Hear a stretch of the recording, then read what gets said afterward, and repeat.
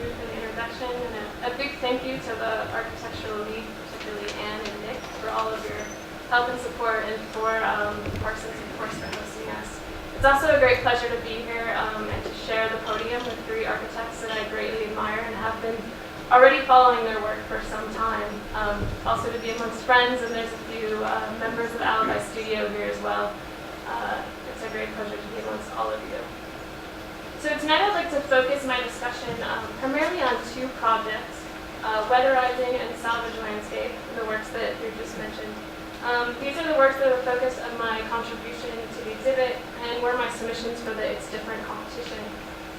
These works have been the core of what I've been doing for the last 2 years now, and together involve a loaded set of personal research and interests, and can be seen both for their similarities and their differences. If I can for a moment use this image, which is a field process photo from Salvaged Landscape, I'd like to talk through the photograph as a way to present my sense of filtering the discourse and how I approach these works. So first of all, this setting and its immediate context is composed of existing yet abandoned spaces, ones that can be read for enclosed or implied in between spaces, providing richness in volumes and materials and a potency for alteration. Suffering neglect, the spaces are contained by impure and agitated materials and either voided or obscured in their occupation. Secondly, I'd like to point out the darkness of the space and the space of darkness itself. Clearly it's nightfall, and so the qualitative cues of the greater surround are giving over the mass of the darkness, and the natural light is on its off cycle, so artificial light is bringing the site currently artificial day. The combination of the natural darkness and the intentional illumination changes the spaces. For example, seemingly cutting off this enormous 8,000 square foot building that you see on the far left, down to just a simple corner, erasing the rest and providing a visual hierarchy of existing volumes, and essentially shrinking the world to the spread of only these foot candles. Further, I want to point out that it's raining. It's a temporary alteration to the site. Minute little masses of liquid are falling from the sky, consistently spreading and inducing a volume of their own, and on impact they're changing the conditions of all of the present materials. And finally, there's the process of actually doing the work. The efforts, the excursions, and the constant adjustment of the work in the field, and literally in the field, brings to a project under the strained and constant potent conditions of light, filth, neighborhood tensions, lack of electricity, and the impure materials. Through the front window and back underneath that blue tarp, underneath the house, or probably what I should say with my own words, more specifically, what was once a house, you can see the workspace for Salvaged Landscape. The condition as is, and then with the additive qualities of the project itself, gives an investigation to that which we cannot occupy, which is for me a resistance and a challenge to what is program or actually are conditions within space. So these are all the factors that I work to capture, alter, distinguish, grapple with, and literally work amongst as a means to define the architecture. So working in this manner, I feel a strong resonance with some of the terminology that was put forth in the call for It's Different. Most notably, a word that popped out to me particularly was the word circumstance. And the last line of the call that charges, and I'm quoting it here, projects and design approaches that provide new strategies to address existing or entrenched problems. Proactive definitions of practice, and rethinking the design discipline in relation to new economic, political, social, and cultural paradigms. And I read through all this, embracing sort of what was the conditions I was working with optimism, and found very strong resonance with my work, and being something that has to do very strategically and experimentally with the endeavors and strains on our current physical conditions and social situations, sort of understanding the circumstances that we're in right now as being potent to our decisions, and in fact hoping that it is different. So to be more specific with all of that, I've been working in the city of Detroit, as it was mentioned. In many ways, it's a city that's both an anomaly and an exaggeration. Detroit has received a lot of its attention currently for its physical condition. In terms of our space, and for the time being, it has grown quite infamous, actually. Materials, space, and volumes are in overabundance, while the population is sparse and scattered. The type of spaces I've worked with are not hard to come across, and they're just as easy to purchase, and they're easy to alter given the right intentions and energies.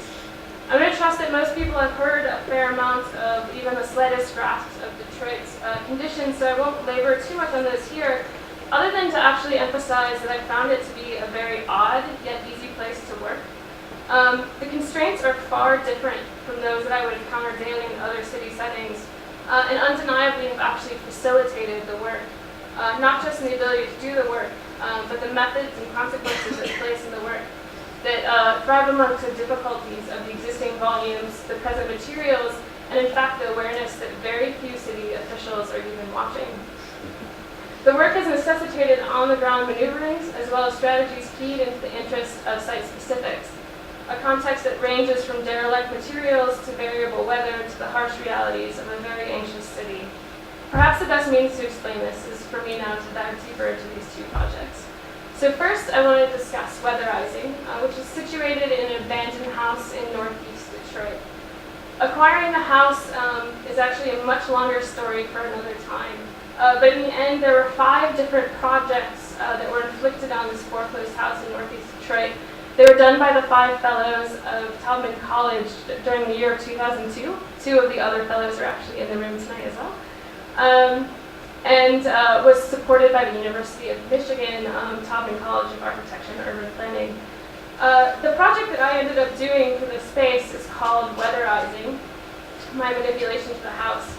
It can be read as a replacement of a common flat pane window, utilizing the typical mediator of glass in an unusual configuration, allowing for an altered understanding of volume and exchange. As a material study and electrical experimentation, this project aims to mutate and activate the barrier between the atmospheres. Comprising of the nearly 1,000 glass tubes, the project spatializes and amplifies light conditions and the flow of air. Varying in length and bend, the aggregation of the glass tubes works as a material substrate upon which energy is both captured in the form of glow and passes in through a collection of hollow channel conduits for air and precipitation.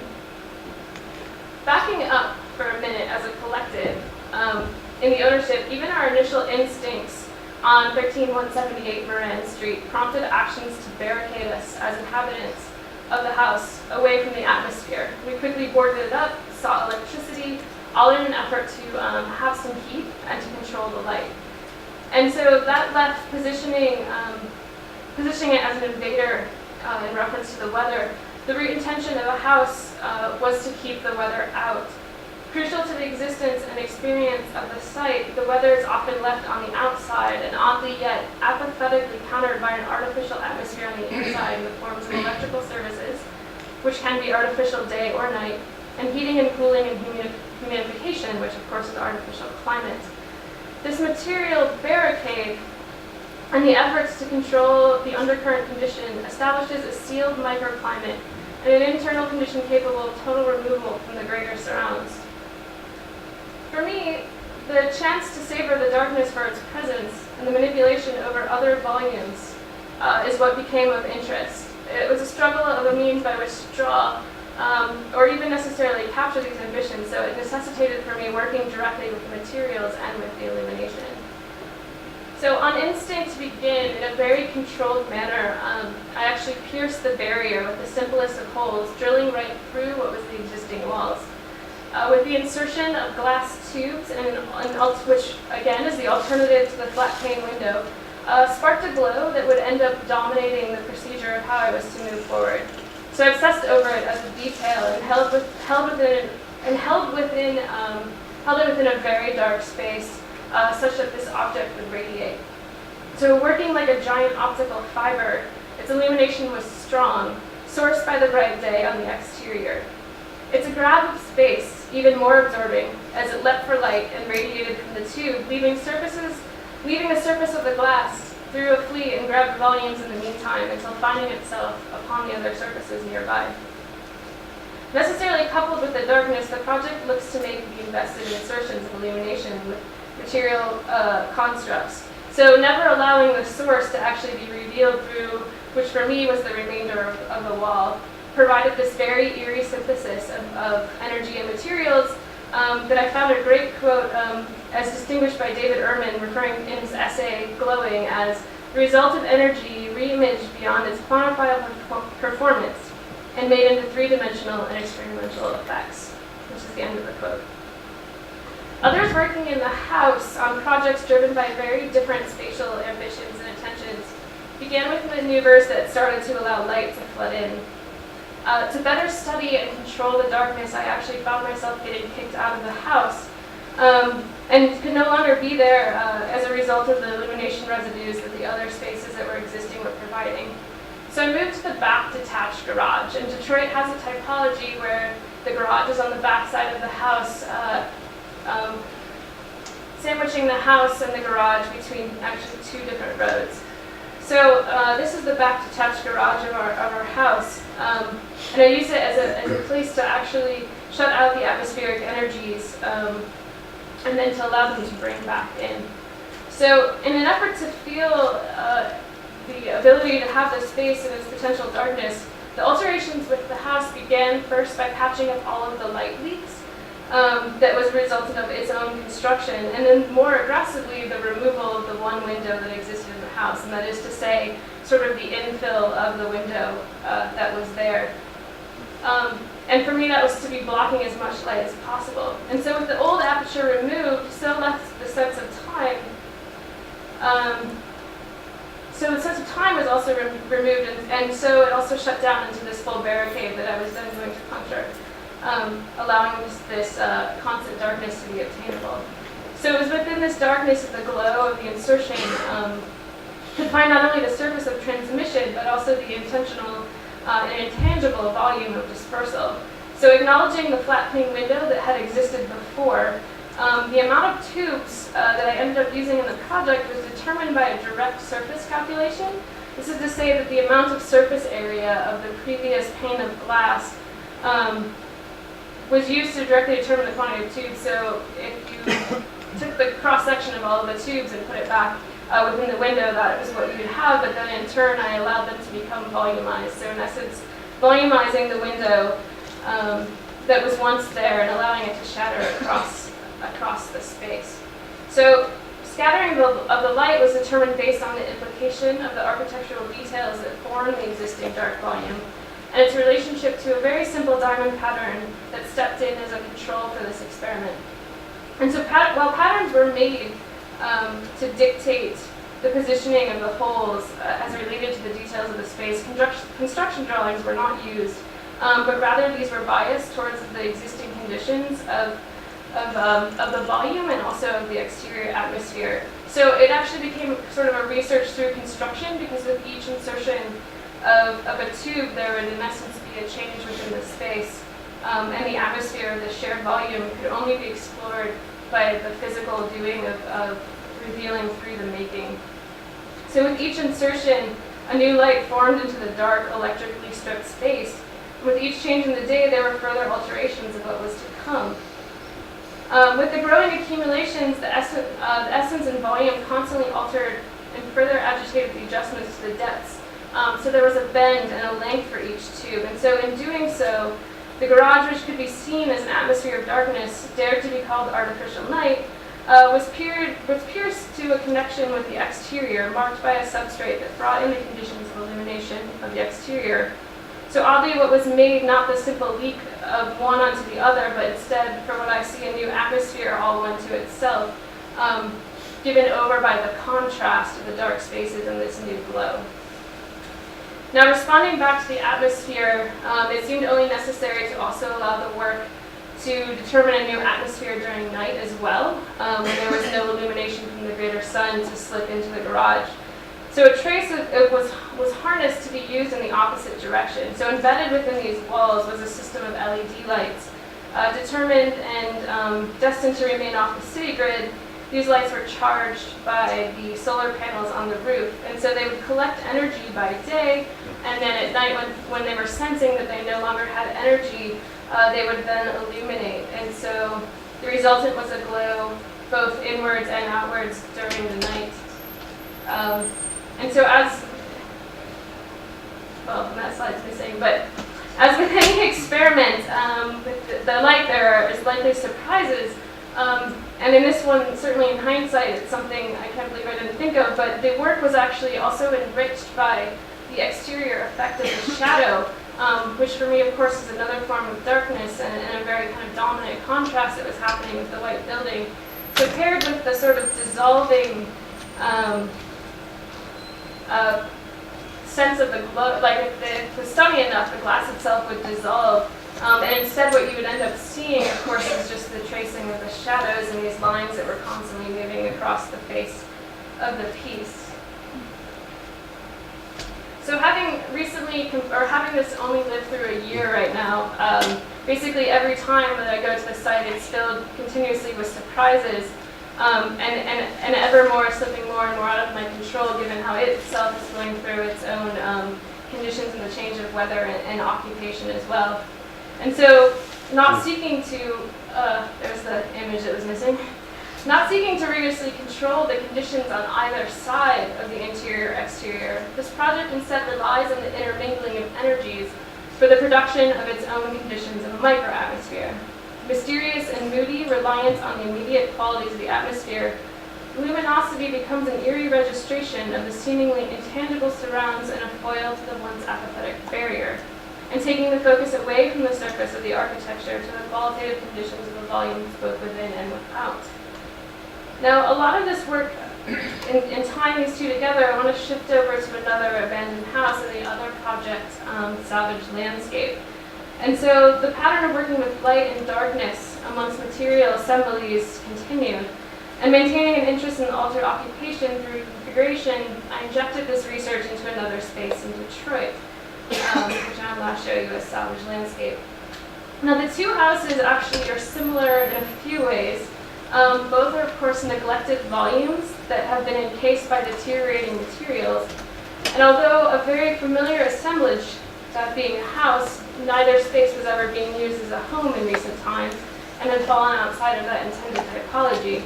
Both were lacking in infrastructure that normally attached the plot to the city grid, and they can easily be described as essentially dark given their boarded up condition and their lack of electrical services. In a way, if weatherizing, and this is where a difference starts, was to be simplified as adding dark to only then add back light. The project that I'll now share, Salvaged Landscape, I added light to only then add back dark. So also where the sites differed was the damage to the building and the pace of the alteration as materials and volume. This house had been hit by arson a handful of months before I was asked to do a project there, and what little remained left was one of the only two houses that is literally on the front yard of our very infamous Detroit train station. So irreversible, transformed and impaired, the material and spatial qualities of the houses were, and this house in particular, was dramatically altered with the introduction of fire. Being severely damaged and unsafe, this house, which is at 2230 14th Street, necessitated at least a partial deconstruction. And so the initial work for me was embedded in tearing the house down by hand. Maybe that's some of the analog that Fu was talking about too. And salvaging the material, the wood, and the slow alteration to each volume that as it was taken away even further from being part of this housing typology. And so it was immediately apparent in the process that the texture of the wood would be the basis of the material and the physical palette for me. Its transformation, because of the fire, left this beautiful, very dark black with a charred shine, a bulbous geometry, and very impure, that also is folded over with some lightness and fragility, and just sort of paired with this great intricacy of texture. All of which is a fortuitous outcome of a very disastrous situation and material qualities that you wouldn't, for instance, machine, but have to instead force upon with fire. And so interesting as well is the charred wood is native to the house in a way that it was the material that once actually determined what its volume was, and which of course is then drastically altered by the fire. So the space found a new texture and a vulnerable existence to the atmosphere engulfing it, and a volume of blackness that could not remain, but one that for me was that which inspired. And so the work ultimately became a translation of that volume, densifying them, and densifying it and doing so by giving it mass. And so this is the volume, this is mid-stride my workspace. This volume had implications of the once residents and provided the established space to test and disrupt the definitions of thickness and light. And so this time it would be embedded in, this time I'll use the project to embed the space with darkness, allowing the impure geometries to let the light slip through. And I think it's interesting to point out that with each removal, there was this new light and new volume that emerged. The demo sort of produced these spatial peculiarities that developed as barriers found themselves altered, rearranged, turned, and even no longer. So here's an example of when the second floor, because of how we had to demo it, literally is falling through to the first floor. And so as the house was torn down, it was a necessary act, to put it forward to its new life, which is soon to be a rotating art gallery, as operated by the founders, the Imagination Station team. Tireless efforts were undertaken by me to sort and collect this wood and change what I was considering to be the valuable wood within the space. And so it was not until the space was actually brought to a moment of balance between demo and structural stability, and what actually had to also remain, given that this was in a historic district, that the intention and how I perceived a salvaged landscape actually became clear. And so with the existing walls of the house left as formwork, and so this is the moment where the house has become stable, and what's in the foreground is the epicenter of the fire.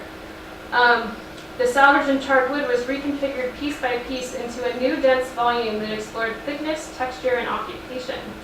The wood was sliced at one end to expose the raw condition amongst the depth and the charred, and strictly exposed to the exterior, so which is the face you'll see building up here. And so basically, as each piece punctured into the space, interestingly enough, it did not bring light, so in contrast to weatherizing, but instead brought darkness. And so true to the efforts, even before the fall of sunset each day, work on the project was brought to an absolute halt, given that there was no consistent electrical source to battle the darkness and to fight off the task.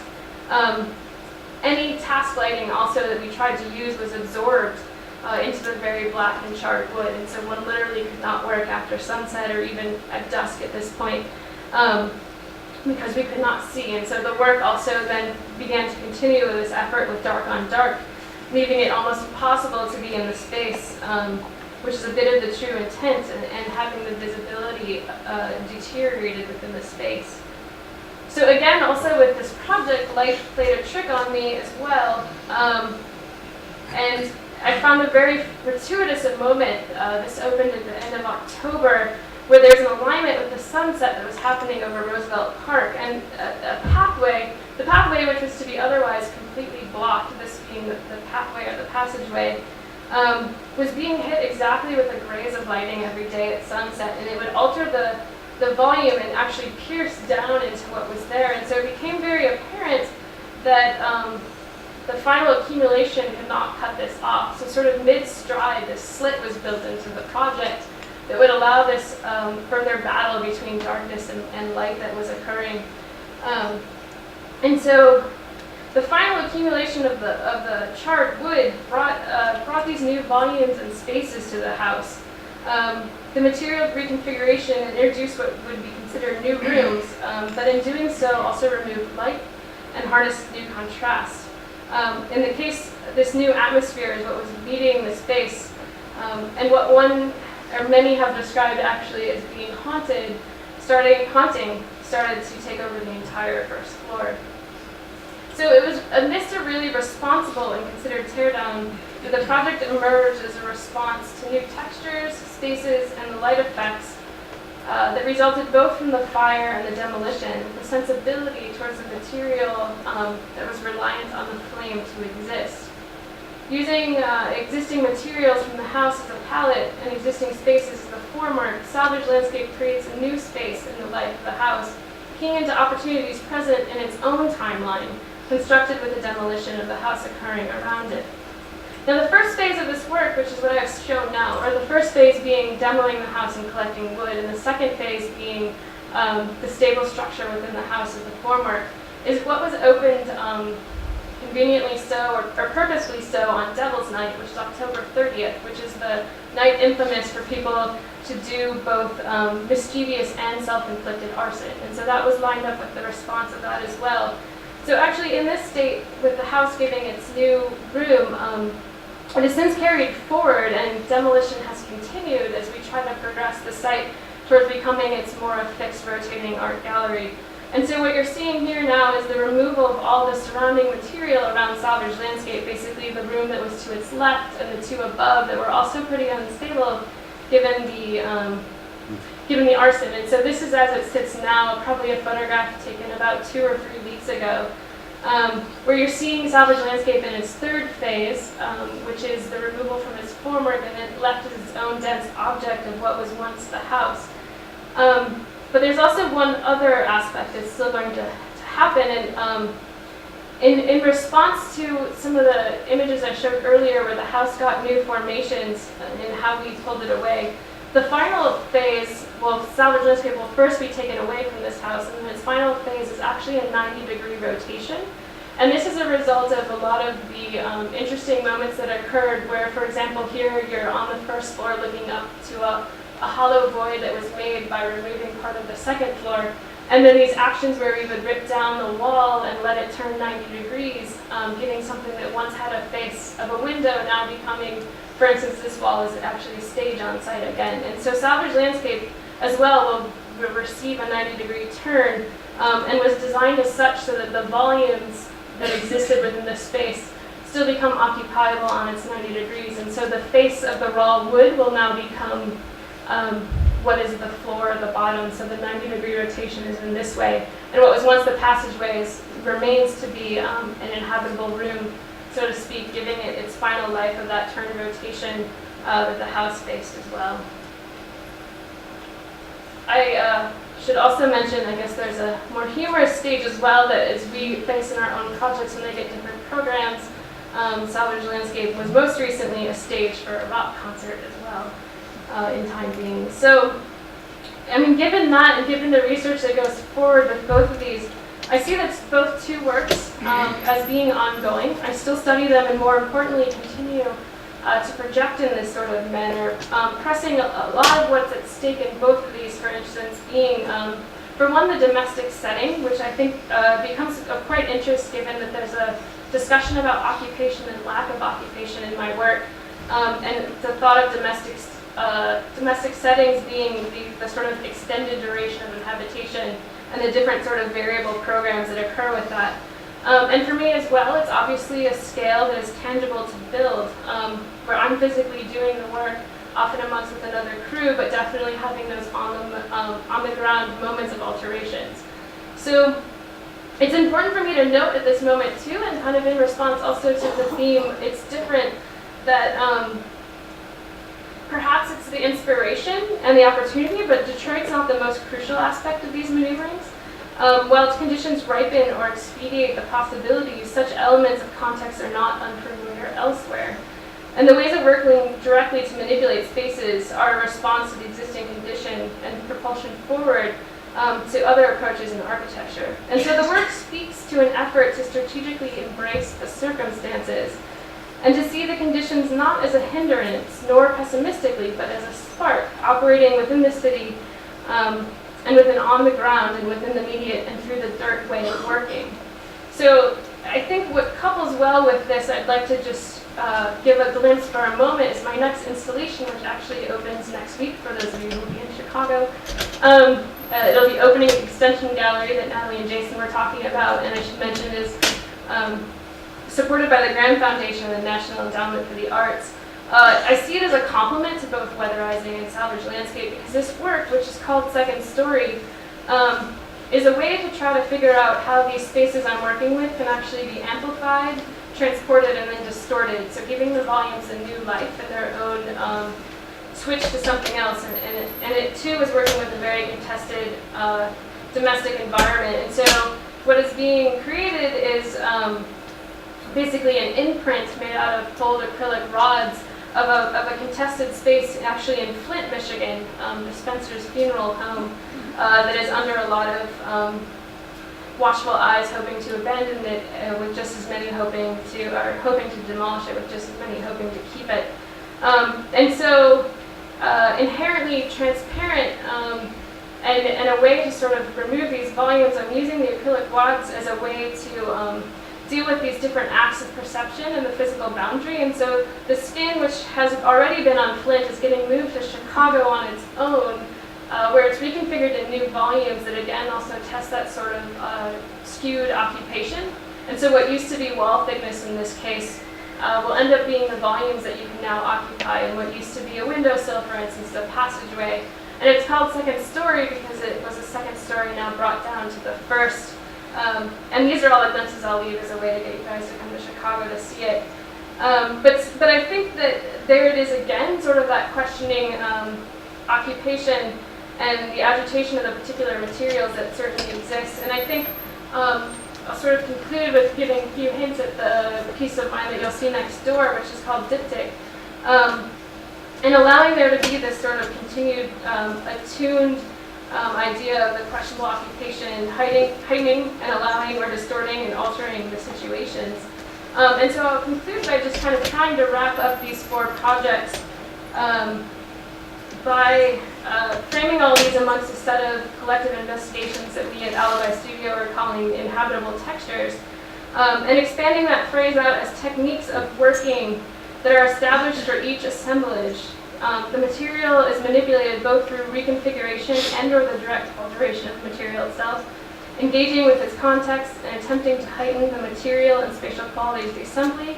We are investigating the following foils, which I hope you've seen in all of these projects: light, dark, thick, thin, delicate, aggressive, dense, porous, floating, tethered, weight, lightness, all with the hope to agitate and spark accidents within the work and within the depth of the work and its interstitial occupiable spaces.